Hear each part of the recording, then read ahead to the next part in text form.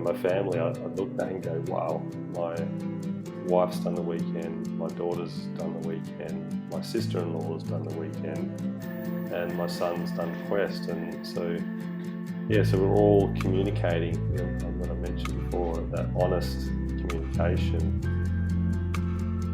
Welcome to the Crucible Project Podcast. The Crucible Project is a nonprofit organization committed to creating a world of men and women who live with integrity, grace, and courage, helping them to fulfill their God-given purpose. This podcast will discuss important and sometimes difficult topics while delivering practical life applications with men and women who are currently practicing this work. We are igniting Christ-like change in men and women through experiences of radical honesty and grace. Welcome to the Crucible Podcast. This is Jay Mountjoy, and I am here, one of my best mates in Crucible, Kamahl Godfrey. Kamahl, go ahead and say good day and introduce yourself to everybody. Yeah, g'day. My name's Kamahl Godfrey. Live in Australia, or western part of Australia, in Perth, and I got an email from you, Jay. Just instantly, I thought, yes, I'll give that a crack because never done this before. So here we are. Yeah, my role, pretty much, retreat leader. We've fired up a management committee. We've incorporated the Crucible Project Australia. So I'm the chairman here as well. Sort of doing a lot, but also feeling blessed through that as well. So yeah, well, you've been a blessing to me, and I was going to say thank you for being on. I really appreciate you raising your hand and having never done a podcast and just being like, yeah, I'll jump in and do this. I think that's very similar to the way that you've taken on leadership there in Australia, is just being willing to step up and do the training and go through the process. And I can say that I've seen you grow a lot, and I appreciate you doing that there in Australia. Thanks, Jay. All right. So let's just start with personally, I'm interested in your story, and then maybe we can weave that together with how the Crucible Project came to Western Australia. Let's be specific. Yeah. Well, the West Australia history, that was before my time. Did my weekend in 2015. And the story went that the campsite burnt down, and I think it was last minute we had to change the location of it. Yeah, so that was it. So there's lots of.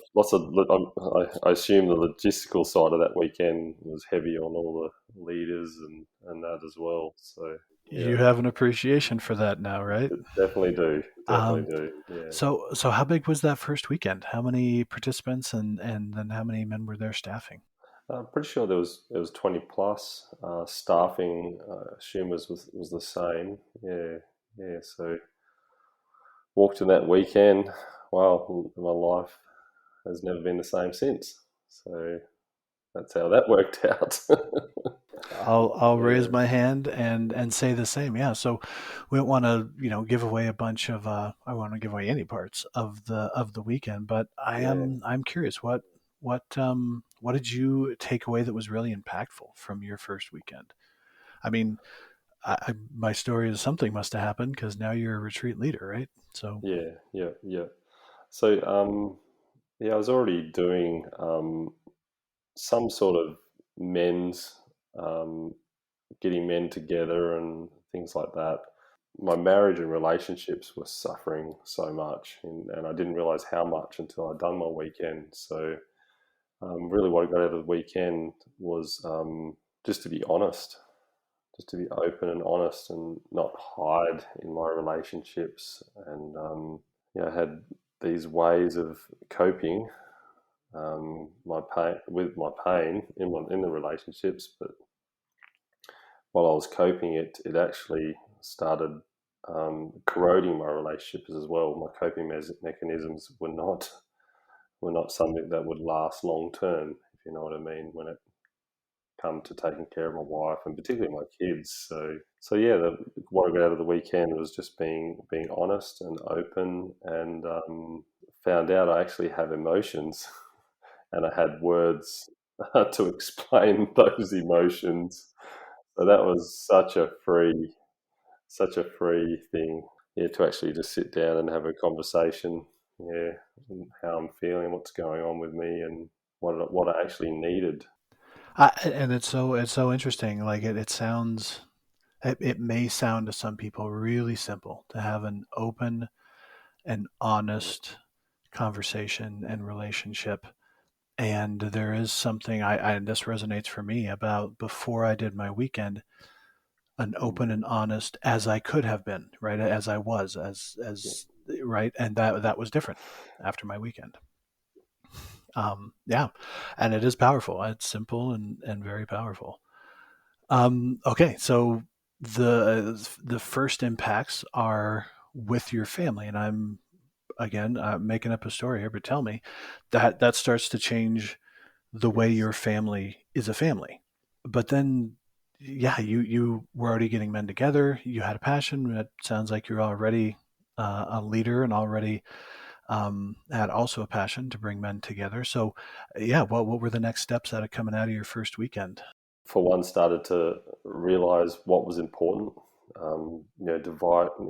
I shouldn't say dividing up my life, but just segmenting what's important, what's not, what I could let go, what I needed, what I didn't need, and because I lived a really busy life, running my own business to racing motocross on the weekend as well, to practicing, yeah, as well.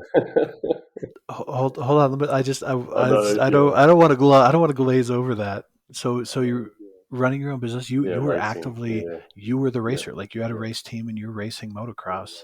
definitely, yeah. And my dad would, Holy smokes. yeah, my dad Okay. would help me. He would be my pit crew, and obviously training 3-4 times a week, getting up early, riding, staying up late maintaining, and then turning up to races on Sunday, and often going away on the weekends. So it was an amazing, because the camaraderie I found with all the men, just going out there and racing. I love the camaraderie, and the competitive part of racing is it just answers the question, am I enough? Am I good enough as well? So that was the calling of that was stronger than the calling within my marriage. So I would chase that, and that drove me to in the race, obviously veteran class.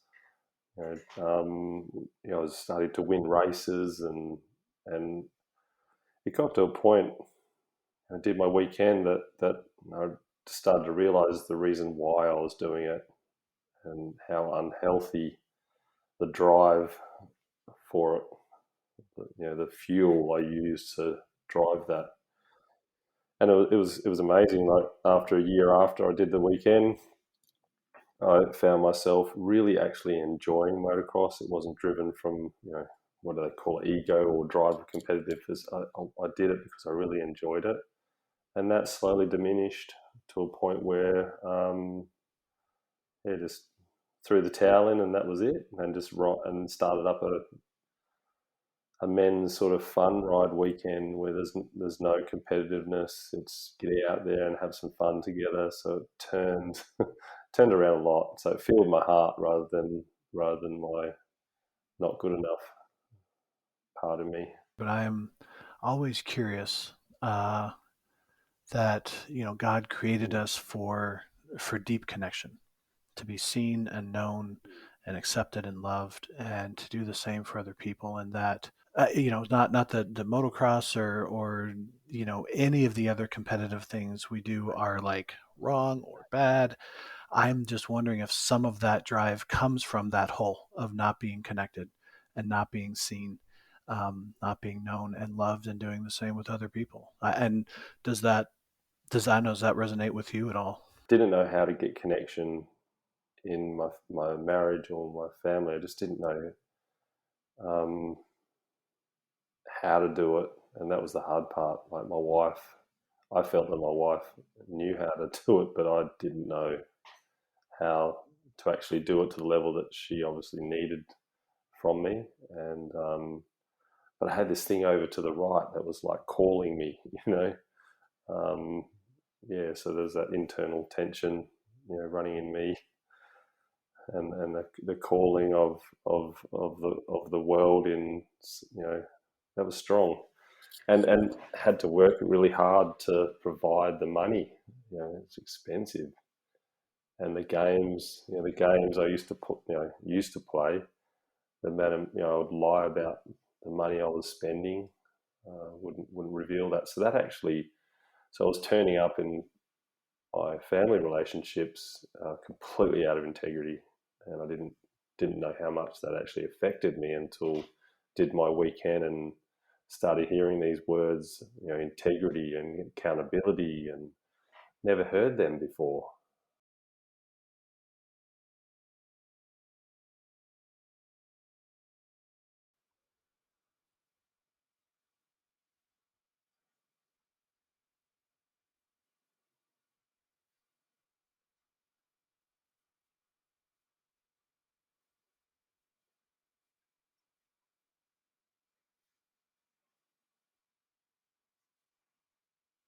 Yeah, I was speaking to a man the other day about how all of a sudden I look at my life and go, I'm getting what I want, and it just happened. I don't remember bringing these big life changing changes. It just started to happen.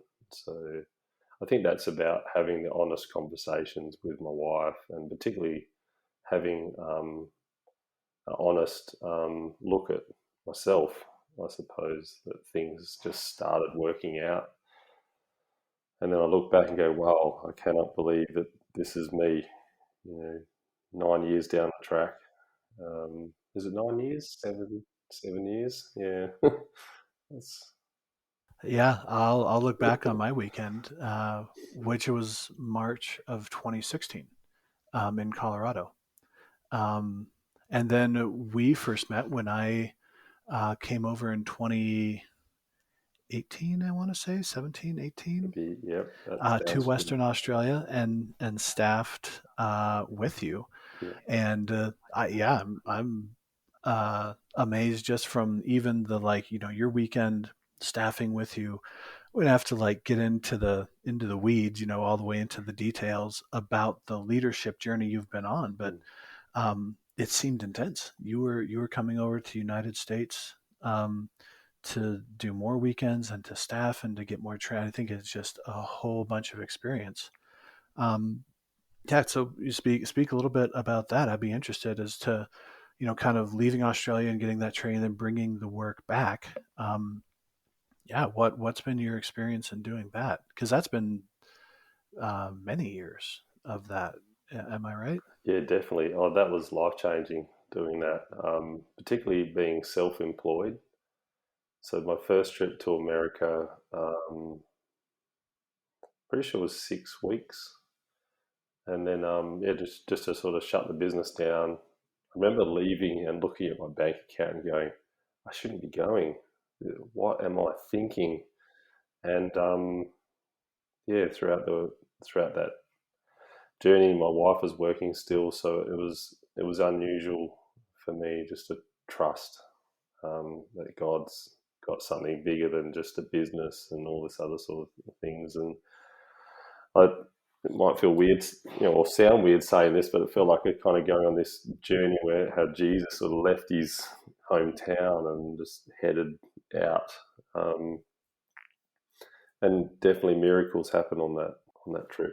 Yeah, It sounds yeah, very familiar to me because I am experiencing this real risk mm, and a real need to yeah, trust, a real need to live and walk in faith. And it's one thing, man, I heard it and sung about it and read about it, and there's just nothing quite like actually going on that journey. yeah. Um, yeah. So as they say, good on you. So that was one trip, and Yeah. What would you? I think you used the word life changing. Yeah. So what Yeah, changed? when I hear you say that, life changing, I can't find it's more than that. It's like life, soul, every part of me. Yeah. So came back, obviously went there. I think it was around sort of summer, into summer time, and then went back in winter as well in the same year for 8 weeks. The second time, and did weekends. Just so blessed being held by the community over there, and the families, and including yourself, Jay, and hanging out with you, Regina. So I would love to just reflect that back to you, yeah. because you were a blessing to us.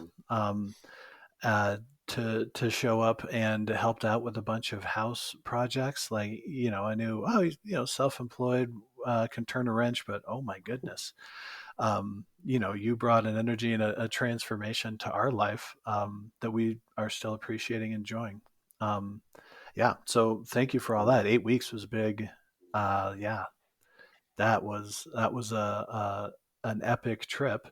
And yeah, so kind of landing back in Australia, is there anything you could put your finger on as to, like, this Kamahl left and this Kamahl came back, as a different person, or different characteristics, or yeah, what had shifted for you? I was sharing with a friend when I got back, just reflecting on it, and it brought me to tears to talk about the things that happen and how they happen, and even to the point where I was up in the mountain with you in a log cabin when I lost my sunglasses, and I walked back to the car, looked and looked, couldn't find them, and I'm walking around the snow, and I just had this great peace come over me, and I said a prayer, and I remember opening up my eyes and the glasses were right in front of me, like right on the seat. I'm like, that, I don't know how that happened. And then it just brought me to tears. And just that actually, because at that point, I was asking myself, why am I doing this? Why am I leaving my family, my business, my community? And I had this, this doubt come over me, and then that just had hit me. That was the biggest thing that hit me. And I remember reflecting that when I got home, that really, what I do does matter. What I do does matter to God, and yeah, that was, yeah. I've never been the same since. So That's yeah, interesting. Yeah, like a real sacrifice, and it sounds like that moment, that you still remember it so mm, clearly, to be given a gift, right? Again, it might just seem so simple. Um, but yeah, right. Like, those simple things can shift deep things. Um, and I'm a firm believer, and have experienced. Yeah, and interesting. That's not what I was expecting. So thank you for that story. All right, so you're back, in yeah, Australia, and moving towards. So for a number of years, there were, men from the United States who would fly over every time there'd be weekends. So you can't have that many weekends, right? And it takes more logistics, and it takes more cost and time for those men, to make a sacrifice to come over. Um, and so I remember you being, and several other men being, some of the men who really wanted to push towards, Australia being its own community, and being able to host things, to run your own weekends, and uh, be able to really serve the men, who went, and then later women, and yeah, keep them safe, and do the work right. So yeah, what were the steps to getting into that?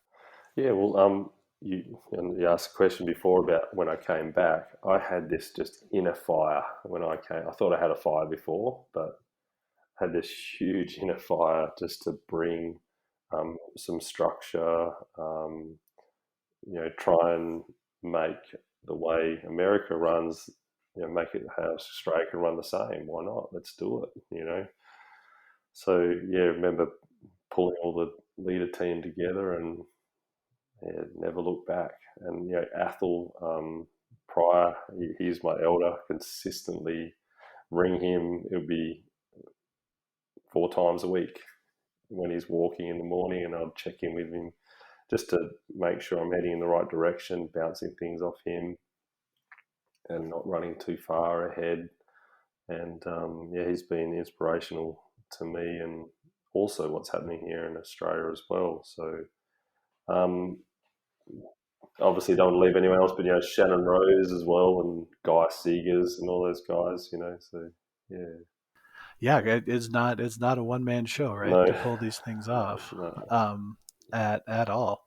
So I just want to honor those names also, right? Just the one time Athel was very welcoming and hosted me, and that makes such a big difference while I'm over there.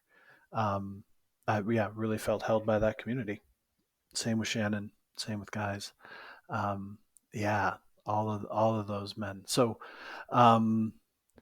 it might be too early in the story, but at some point the Crucible women come online, and so from the men's perspective, or from what you've seen, how did that kind of happen? Are there a couple steps before that came to Australia?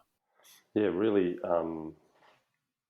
Tender for the women, because they had the weekend, and it was a different type of weekend, and it had this all set up. And then Crucible women came online, and their weekends started running, so they had a time to wait. And in that waiting time, I'm only making up a story, but I think that was really hard on their community that they already had formed, because there was a shift from the weekend they did to Crucible, and then that shift was hard on them. And so our community is so blessed that there was some women that stuck, dug their heels in and stuck to it.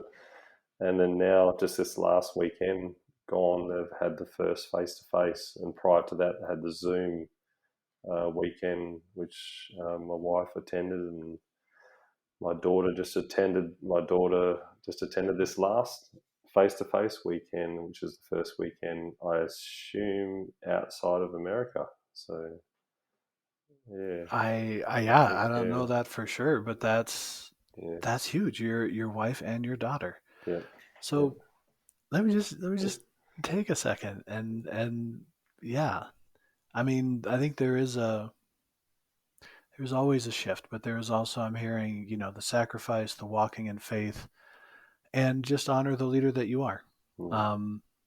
That your wife and daughter would want to get in there, and if they're ever interested, there's some other podcast hosts, I'm sure, who would love to talk about their experience for the Australian women.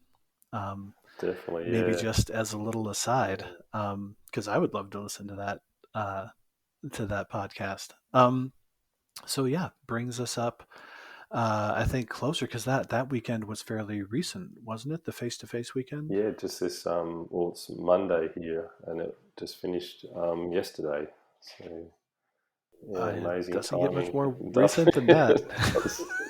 So the household is still swimming in the weekend at the moment, which is lovely, and my wife was the food queen, as they say, and providing food for the weekend and staffing as well. So wow, huge. Oh yeah. So I would love to hear their experience if they're ever interested or open to talking about definitely, it. Yeah, and I got to mention, there's Jo Lynn Turner and Lynn Pryor as well, have been inspirational, sticking in there and keeping a lot of the women together. They're just amazing.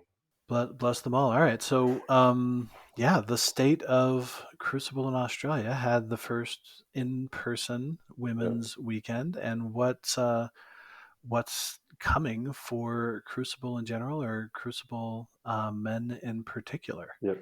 Oh, and just one more point. The women are having their unshackled weekend this coming weekend as well. So they've got a second level weekend, and my wife's looking forward to going to do that. And that's probably Pete speaking about, my family. I look back and go, wow, my wife's done the weekend, my daughter's done the weekend, my sister-in-law's done the weekend, and my son's done Quest. And so, so we're all communicating, what I mentioned before, that honest communication. And everyone can sort of get to the point where they can talk about what they need rather than about what they're not getting, which obviously starts conflict. But we just find our households, more at peace. And we're not perfect, but, more at peace.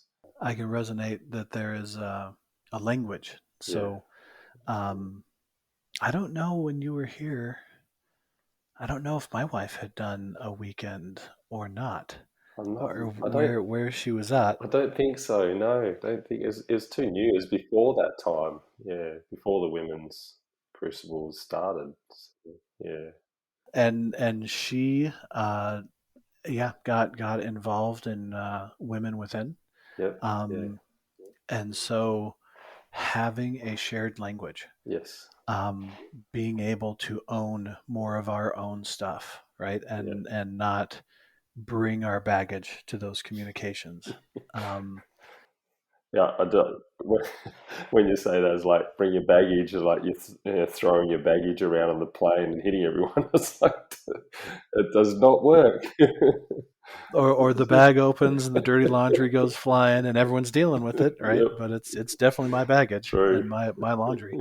So it has definitely been a huge positive shift, and I'm very tender to hear and loving to hear you, your whole family having at least done something, and to hear that your wife is going to keep going. Yeah, she came back. She goes, she goes, now I know why you're staff. I'm like, yes, I'm glad you get it. So, because that's no, I mean, it's not a small sacrifice. It takes, it does. It takes time away, and it is challenging. I mean, I'd speak for myself. I'll make a nice statement. I find it costly. Yes. Not just in the finances, but the time and the emotional energy and the spiritual energy and like the physically, like all the parts. Yep. And also why I think it's so rewarding. What you put in, because it rewards all those.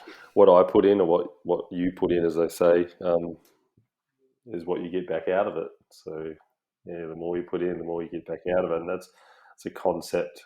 I know it definitely doesn't work when it comes to business. Well, that concept goes against every part of me. Yeah. Okay, so the Crucible community moving forward, and what's next for the community, and next for your role.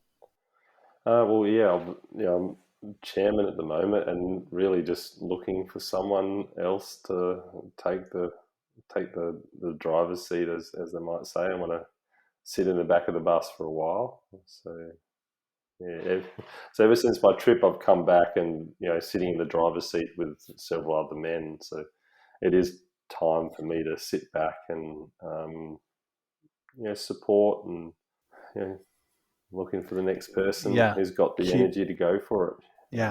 Keep staffing and keep being a part of it. But I get that driving, right? Yeah. Being in the driver's seat and driving the bus takes a lot.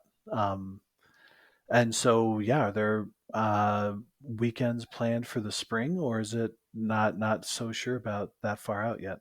Yeah, well, we've got a weekend coming in May, and second level weekend coming in August, and then and just like an American, I called it spring, but it will be fall, right? We're opposite. Yeah, a weekend coming in fall in May. Yeah.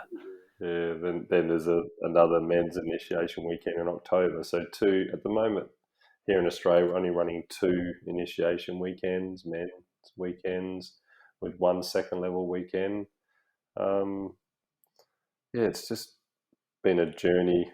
I often say to men in leadership, God's just waiting for us men to be ready. And the more I sort of see, the more work and the trust I have in God and what He has to bring, the more it works. The more I get out of the way, the more it just works. I'm like, there's something in that. I don't know the answer to that yet, but we'll see in 10 years' time, I'm sure. All right. As they say, the journey continues. Definitely.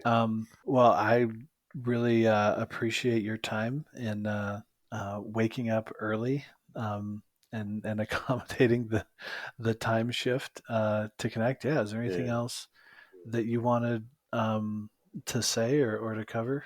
Definitely. There's some excitement sort of brewing. Roy's coming over here next year to Roy Wooten, who was my mentor, the first part of my leadership journey mentor, and until I shifted having a local mentor. But yeah, looking forward to seeing Roy come over here, and looking forward to also for myself and several men going over there to lead weekends or staff weekends. Because sometimes I know for me in my local community, things get the same, and it's nice to go and do a weekend in another community and just feel the difference of a weekend and staff with different people too. Absolutely. I'm a glutton for travel in general. But to be in the community there, I really felt supported and accepted. And one of the lines that stuck with me as I was there said, I'm trying to decide if I should try my Australian accent. All right, you talked me into it, Kamahl. Let me try it. So, well, mates, we're the help we've been waiting for. Get on it, mates. Here we go. And it's just that mentality and that love and camaraderie, I think, that you said. That's so funny. I love it when you speak. It's awesome. It's so cool. Yeah. So I would definitely love to get back over and to serve there, because it's such a blessing for me. So I'm excited for Roy to come over, and I'll just plant the seeds. Not sure this will make the final edit, but we have a save the date coming out for the Crucible conference next summer. Colorado has said yes to, and so we're in the initial parts. I don't even think we have a save the date yet, but of putting that together and trying to get the community to come out here. And of course, we'd love to see and host you and any of your family that you could wrestle up to come over. Definitely. I was speaking to my wife the other day too about family holidays are going to look different, because my wife, when I said, let's go to America, and then she goes, we could staff some weekends. And so, holidays look different now, just amazing going on a holiday. And then I'll go to weekend, she goes to weekend, my daughter goes to weekend. My son is 18 soon. He's looking forward to doing his weekend, because he obviously already mixes with the men that I mix with, and amazing. So our family holidays look different now. It does. I'm trying to think of any part of my life that hasn't been touched or influenced in some way by this work, and I can say the thing that's coming up for me wanting to be open and honest was, I was there just a year or two after my initial weekend and wanting to staff, and I lost my passport. And I had traveled everywhere. I had shorts with a zipper, like I thought I was a pro, and still I had lost my passport. And I just felt, terrible and useless and worthless. And I remember men just showed up and were like, here you go, mate. Here's some keys. Take my car. You need some cash. What, like, no worries, no worries. Oh, that was the other line. I'll attribute this to Shannon. I said, at one point I was like, I don't know if I don't have my passport and I have to rebook my flight. This is going to cost me, all sorts of money, thousands of dollars I didn't have. I was like, I'm pretty much, whether or not I'm going to make it home in time, has everything to do with the goodwill of the people of Australia. And Shannon's like, no worries, mate. She'll be right. Love it. I do remember all the drama that went on with that. It was a big thing. It was such a big thing, and it has not happened to me before or since, and I felt so supported by the community that I'd gone over to serve and ended up feeling like this burden, and that was part of my work is accepting love and support. Yes. Not having to be the strong one and take care of myself all the time. So yeah, that sticks with me. And I'm blessed by the Australian community. For having those memories. Nice. Yeah. Wow. It's like as if it happened yesterday when you reflect on the memories. Yeah. It just hits me deeply. Okay. Well, I think we can wrap up our time here. And again, any other final thing you want to say? I'm gonna push. Any other final thing you want to say here? Oh, it's just been good to connect with you and hang out with you. And yeah, I'm off to work now with my son. He's my apprentice. So yeah, what a blessing. Oh, awesome. I look back and think, this work has helped me to be a dad where my son wants to work with me, and that's icing on the cake. That's job done as a father. So yeah, definitely. So yeah, it's been a privilege just sitting chatting with you and seeing you as well, Jay. I'm glad podcasts have video as well. So appreciate the time and able to see. I'm just marveling. We're shooting electrons around the world. Nice. To bring this time. So Kamahl, I appreciate you being on so much. Thanks for your time. Thanks for the blessing that you are. Thanks, Jay.